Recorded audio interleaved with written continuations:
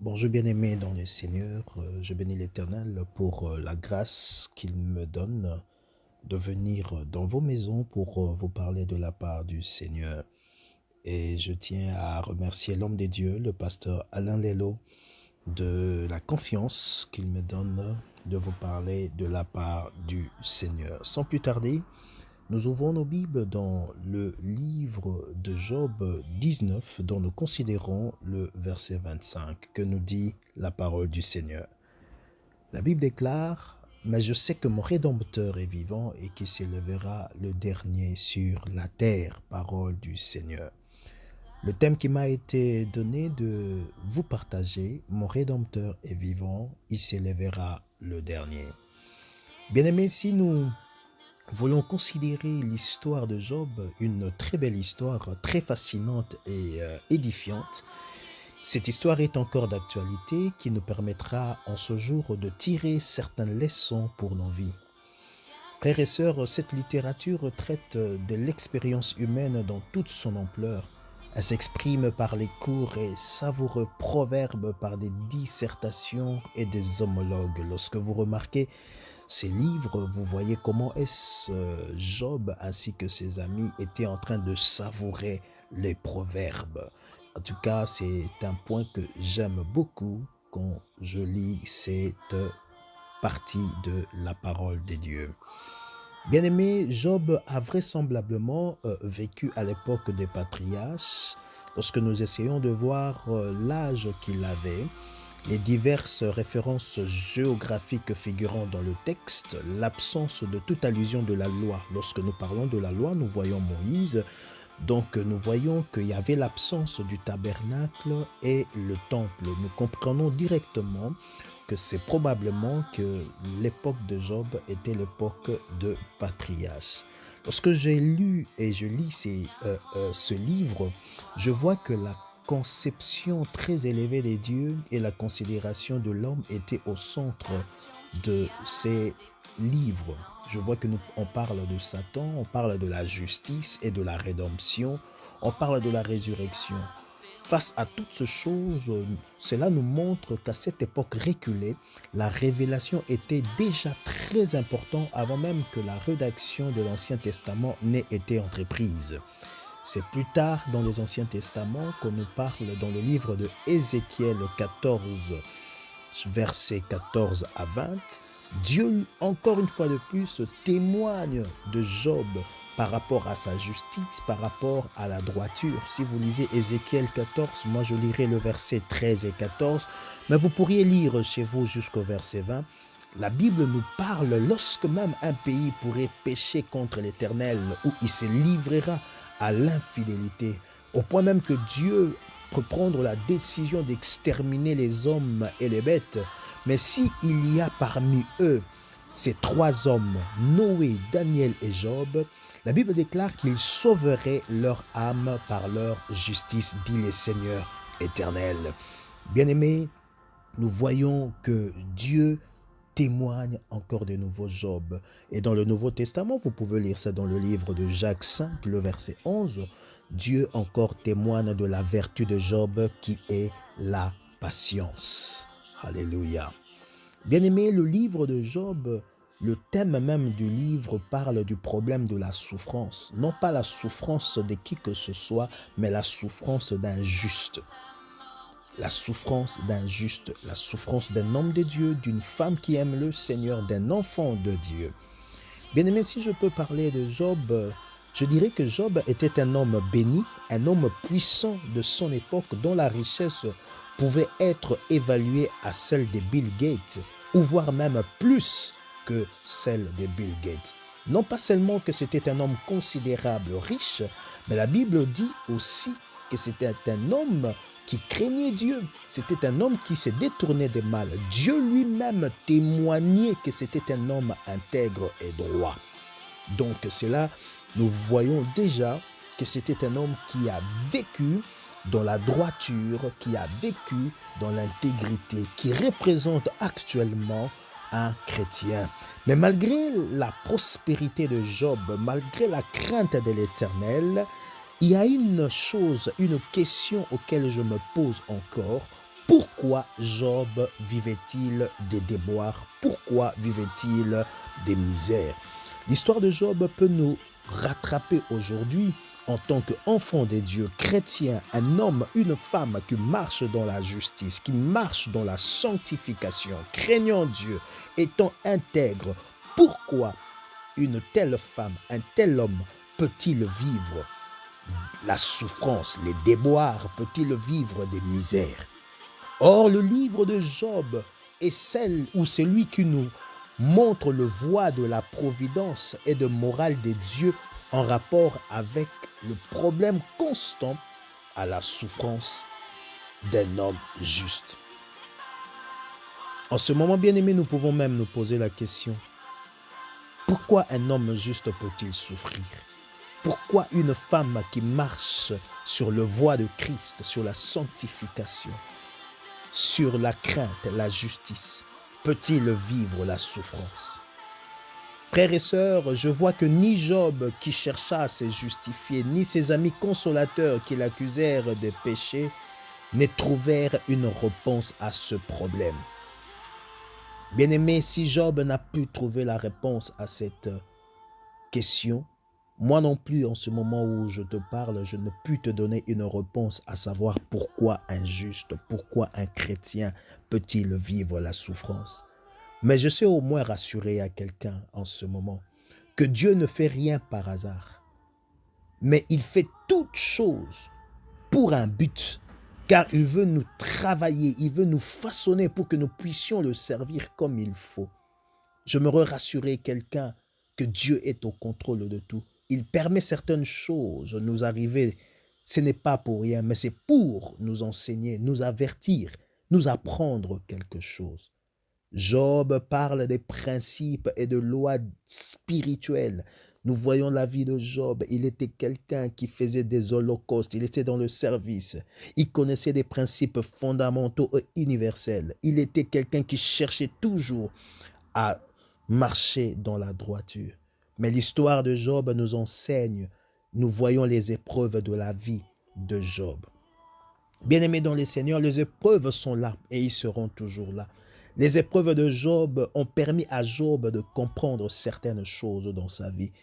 Et j'aimerais nous dire aussi en ce jour que les épreuves sont là pour perfectionner notre foi, pour booster notre foi. Les épreuves sont là pour nous aider à grandir aussi spirituellement.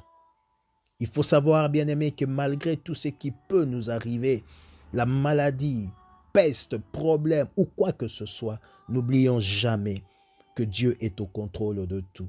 Je suis venu te dire, bien-aimé, te rassurer que malgré la situation que tu passes, sache-le que Dieu est au contrôle de tout. Et je crois de tout mon cœur, peu importe la durée de la nuit, le jour après apparaîtra. Pourquoi? Parce que Dieu sait toutes choses.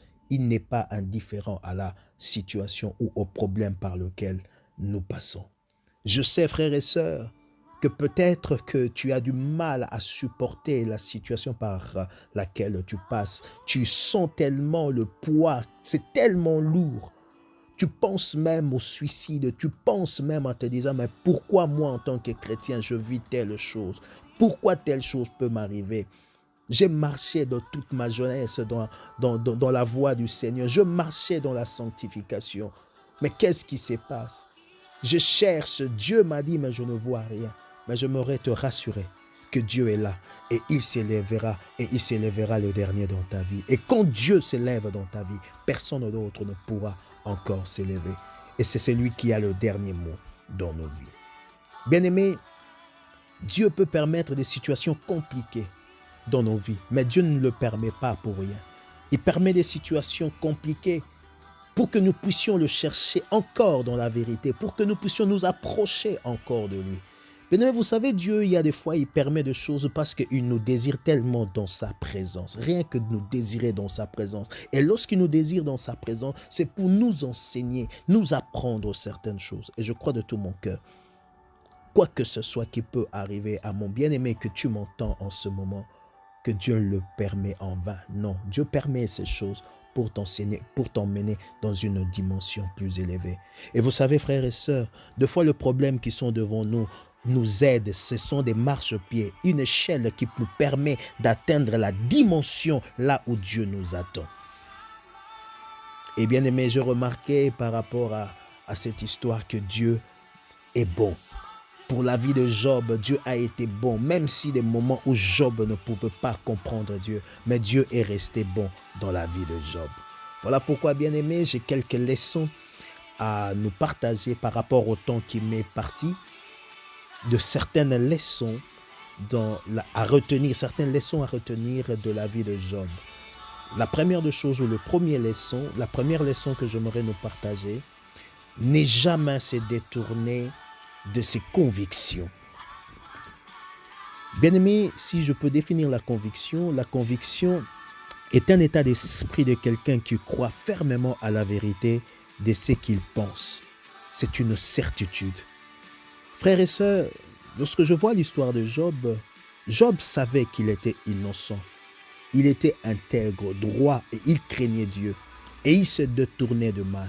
Mais malgré toutes ces choses, il a été jugé injustement.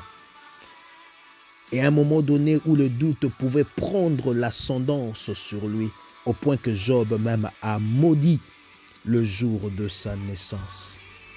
Bien-aimé, le plus grand problème aujourd'hui que nous avons, c'est lorsqu'un obstacle est devant nous, comment nous réagissons face au regard et au dire des autres. Bien-aimé, comment nous nous considérons? Job s'est reproché, et c'est vrai, de fois, nous nous reprochons. Face à des problèmes, face à la souffrance, nous remettons de fois même Dieu en question. Nous nous remettons nous-mêmes en question pour dire, est-ce que vraiment je marche dans la crainte? Est-ce que vraiment je marche dans la sanctification? Bien-aimé, la première leçon à saisir, ne jamais se détourner de ses convictions. Job n'a pas abandonné, malgré tout ce qu'on pouvait lui dire. J'aime ce que Job était en train de dire. Je sais que je n'ai rien fait. Frères et sœurs, même si la souffrance est là, même si les difficultés sont là, sache que tu n'as rien fait. Ne te remets pas en question et ne doute pas de ta marche de tous les jours. La deuxième leçon que nous voudrions parler encore une fois de plus en ce moment, ne jamais perdre la foi. Bien-aimé dans le Seigneur, je crois de tout mon cœur qu'à un moment donné dans la vie de Job, à un moment donné, je pense et je crois de tout mon cœur que Dieu lui avait parlé. Il a eu un moment qu'il avait parlé avec Dieu avant même que ce chose n'arrive. Je crois de tout mon cœur que Dieu lui avait donné des directives claires de sa vie. Une parole que ces derniers gardaient jalousement dans son cœur. Peut-être que Dieu lui avait dit, Job, je serai avec toi, qu'il pleuve ou qu'il neige. La nuit tout comme le jour, je te soutiendrai, je serai avec toi. Même si le malheur peut se présenter dans ta vie, Job, sache que je ne t'abandonnerai pas. Frères et sœurs, il y a des paroles que nous devons garder. Voilà pourquoi je disais, ne jamais perdre la foi. Je vois encore l'histoire d'un homme qui s'appelle Simon Pierre, l'apôtre. Alors que cet homme était un homme réputé par rapport à sa profession parce que c'était un pêcheur. Aujourd'hui, si nous pouvons parler de Pierre, nous dirons que Pierre faisait la pêche industrielle. Il connaissait la stratégie, il savait comment avoir les poissons. Mais la Bible nous montre que Pierre a travaillé toute la nuit et qu'il n'avait rien trouvé. Alors que Pierre n'avait rien trouvé du tout, le lendemain matin, il était dans ce lac du désespoir, ce lac de misère, de déboire, de souffrance qu'il avait cherché toute la nuit. Il avait mis son expérience, son savoir, mais il n'avait rien trouvé. À un moment donné, la Bible nous dit que Jésus prêta la barque de Pierre. Pierre lui donna sa barque. Jésus monta sur la barque de Pierre et a commencé à enseigner la foule. Et pendant que Christ enseignait la foule, la Bible nous montre clairement que notre bien-aimé et ami Simon-Pierre était en train de laver ses filets. Et pendant qu'il lavait ses filets, Jésus parlait. Est-ce que pendant qu'il lavait ses filets, c'est moi qui dis, je pense qu'il disait, qu'est-ce que ma famille mangera aujourd'hui? Qu'est-ce qui se passera? Je n'ai rien. Comment je paierai mon loyer? Je n'ai même pas de travail. Malgré mon travail, mais je n'ai pas de salaire. Qu'est-ce que je ferai? Mais bien aimé, pendant que Pierre lavait ses filets et s'est posé des questions sur le lac de désespoir, je crois de tout mon cœur que Pierre écoutait en même temps la parole de Dieu, pendant que Jésus était en train d'enseigner. Et une fois que Christ a fini d'enseigner, Christ dit à Pierre, à Simon, il dit, Simon, avance en eau profonde. J'aime de fois la réaction de Pierre. Simon dit, Seigneur, j'ai cherché toute la nuit. En fait, Simon voulait expliquer au Seigneur qu'écoute, j'ai une expérience, je m'y connais dans ces domaines. J'ai cherché pendant toute la nuit, je n'ai rien trouvé. Mais j'aime la suite. Simon dit, sinon à ta parole, je jeterai les filets. C'est-à-dire que Simon a eu foi à la parole de Christ. Bien-aimé, malgré les situations difficiles par lesquelles nous passons, garde la parole de Dieu et foi en l'Éternel. Dieu n'abandonne personne. Bien-aimé, la Bible dit, écris la prophétie, grave cette prophétie sur des tablettes, car elle s'accomplira, elle est à son terme. Bien-aimé, cette prophétie s'accomplira, même si elle tarde, sache-le que ça s'accomplira et ça s'accomplira certainement. Pourquoi? Parce que le juste vivra par sa foi. Bien-aimé, le juste ne vit pas par la foi, mais le juste vivra par sa foi. C'est ta foi qui fera déplacer les montagnes, bien-aimé. Garde la foi, ne perds pas la foi. Malgré la durée de la nuit, n'oublie jamais que le jour apparaîtra. Ta foi aussi doit être inébranlable malgré les difficultés. Dis-toi que le jour apparaîtra, je verrai la gloire de l'Éternel. Bien-aimé, la troisième leçon, c'est par là que je veux chuter. Je dirais, quelle est la leçon encore à retenir? Ne jamais se relâcher dans sa marche chrétienne ni dans le service malgré la souffrance. Bien-aimé dans le Seigneur, plusieurs parmi nous, lorsque les difficultés se présentent, la souffrance, la promesse tarde à arriver, à un moment ou à un autre, plusieurs se relâchent, voire même ils abandonnent la foi. Face à des propositions des hommes, face à une pseudo-bénédiction, le chrétien remet même les promesses de Dieu en question. De fois, on se pose la question, est-ce que c'est réellement Dieu qui m'a dit? Est-ce que c'est réellement Dieu qui veut que je fasse ça? Frères et sœurs bien-aimés dans le Seigneur, que rien ne puisse ébranler ta foi, que rien ne puisse te faire relâcher la marche que tu as, ni la souffrance, ni le froid, ni le feu ne peut t'ébranler, ni te relâcher à la marche avec le Seigneur. Bien-aimé, ce fut aussi le cas de la femme de Job. Elle a recouru à la même stratégie. Lorsque rien ne marchait dans la vie de Job, cette femme a même dit à Job, maudit Dieu et meurs. Mais elle a oublié qu'elle mangeait les beefsteaks. Et lorsqu'elle mangeait des beefsteaks, c'était des alléluia et des amen. Mais alors qu'il y avait la souffrance, cette femme a oublié les bienfaits de Dieu. Frères et sœurs, malgré tout ce qu'il y a, n'oublie pas l'amour de Dieu, le bienfait de Dieu dans ta vie. Le Seigneur t'a peut-être promis le mariage. Bien-aimé, tu vois que ça traîne. Frères et sœurs, ne relâche pas. Continue dans la marche avec le Seigneur. Bien-aimé, le Seigneur t'a peut-être promis les enfants, mais jusqu'à présent, tu n'as encore rien vu. Mais cela ne veut pas dire que parce que tu n'as pas vu en ce moment que tu ne verras jamais. Le problème, c'est de continuer. Ne te relâche pas à ta marche. Ne te relâche pas au service de l'Éternel, malgré la souffrance. Notre bien-aimé Job a continué à marcher avec le Seigneur et il a été patient. Quand sa femme lui dit même de maudire Dieu et de mourir, cet homme, il est resté patient. Ne jamais dire que la souffrance traîne et parce que ça traîne, j'abandonne la foi. Bien-aimé, c'est que Dieu promet, Dieu le fait. Je sais que dans ta vie, Dieu t'a donné des promesses et les promesses que l'Éternel t'a données, ces promesses s'accompliront. Ça, je le crois de tout mon cœur et je le déclare au nom de Jésus-Christ. Amen. Bien-aimé, malgré toutes ces choses, Job ne s'est pas relâché au service. Il a continué à demeurer dans la présence de Dieu, à offrir son corps comme sacrifice vivant, saint et agréable à Dieu, ce qui était de sa part un culte raisonnable, comme la Bible le dit dans le livre de Romains 12, dans son premier verset. Toujours continuer dans le principe divin, ne jamais abandonner. Frères et sœurs, au regard de toutes ces choses, alors que je suis en train d'atterrir, j'aimerais juste dire que tu saches une chose, que Dieu s'élèvera comme ton Rédempteur dans ta vie et à la résurrection de tout ce que tu as. Dieu a ressuscité la santé de notre bien-aimé Job, et je crois de tout mon cœur, Dieu ressuscitera ta santé. Il a ressuscité les avoirs de Job, Dieu ressuscitera tes avoirs. Même si tu ne les as pas encore, je crois de tout mon cœur qu'il est capable de te donner. Et Job a saisi en ce moment l'enseignement que l'Éternel voulait lui enseigner. Et il a dit dans Job 42, le verset 5, « Mon oreille avait entendu parler de toi, mais maintenant mon œil t'a vu. » Bien-aimé dans le Seigneur, comme je vous ai dit tout à l'heure, tout ce que Dieu fait, il ne le fait pas en vain. Et pour chuter, je dirais, ne perds pas espoir.